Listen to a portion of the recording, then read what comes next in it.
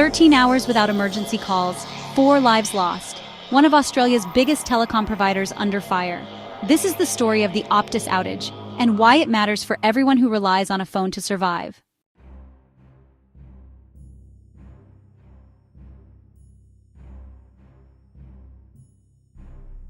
Last Thursday, Optus customers across half the country, including South Australia, Western Australia, and the Northern Territory, couldn't call 000, Australia's lifeline emergency number.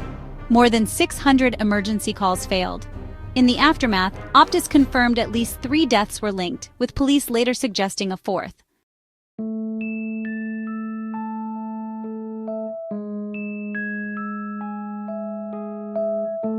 Here's the shocker. Optus didn't even realize for 13 hours. Customers flagged the failures, but complaints weren't escalated. Worse, Optus waited 40 hours to tell the public. Regulators weren't informed until it was over. That's not just bad communication, that's against standard practice.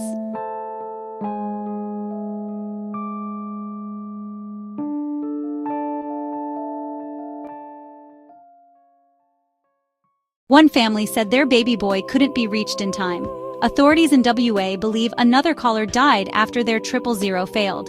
Even if the outages weren't the direct cause in every case, the sense of helplessness is devastating. Phones are no longer luxuries, they're lifelines.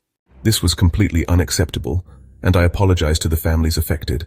Optus CEO Stephen Rue called the failure completely unacceptable and apologized to families. He admitted the company's systems didn't flag the outage and promised daily updates. But this isn't the first time. In 2023, Optus left 2,145 emergency calls unanswered in another outage and was fined over $12 million.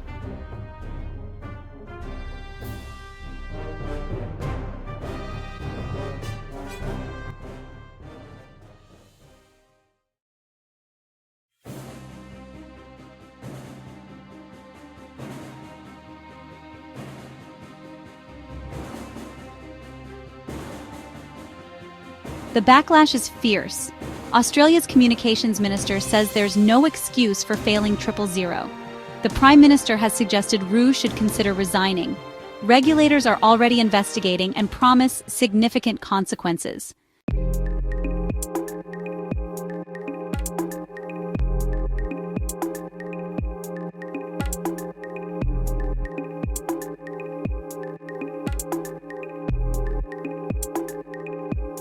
Optus blamed a technical fault during a network upgrade, but critics argue this is less about tech failure and more about corporate culture, slow escalation, weak monitoring, and a failure to put lives first.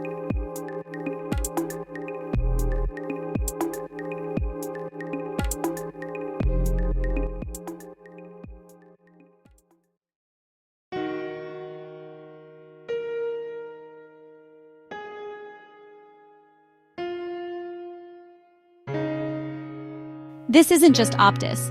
Around the world, outages remind us how fragile digital lifelines are. When a network fails, emergency systems collapse with it. Experts warn governments must demand redundancy, backup routes, fail-safes, and faster alerts to keep lives safe. What comes next? Optus faces fresh investigations, possible record fines, and a credibility crisis. But the deeper question is accountability. Who ensures your emergency call connects?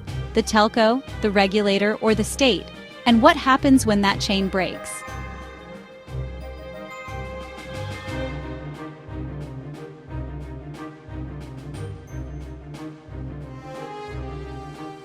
When phones go silent, trust dies with them. Optus may fix its network, but winning back Australians' faith could take much longer. The lesson is clear. In a crisis, minutes matter, and 40 hours of silence is unforgivable.